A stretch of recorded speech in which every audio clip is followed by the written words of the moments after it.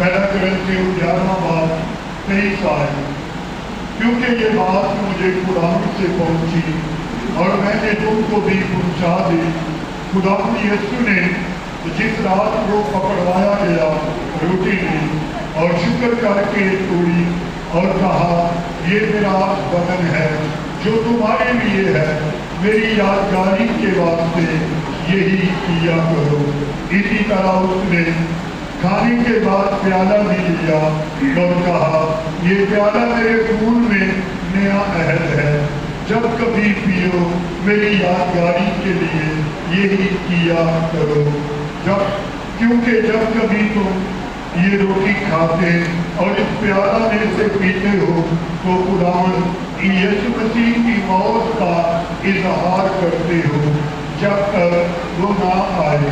इस बात से जो कोई नामुनासिब तौर पर खुदावंद की रोटी खाए या उस प्याला में से पिए, वो खुदावंद के बदन और खून के बारे में कसूरवार होगा।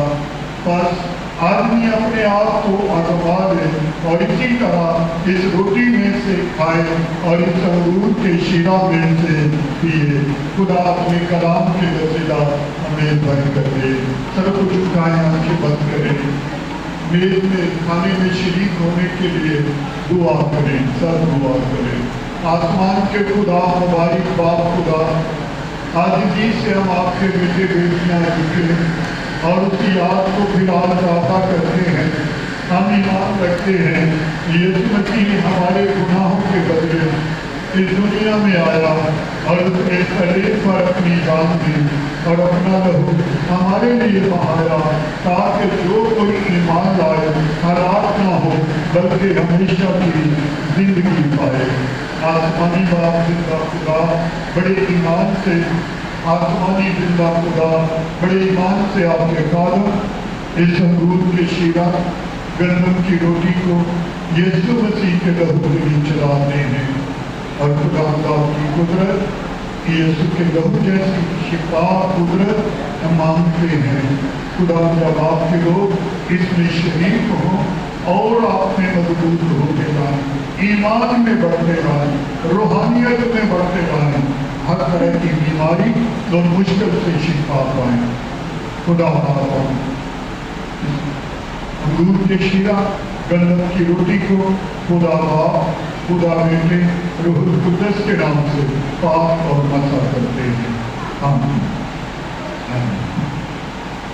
पहले भाई आते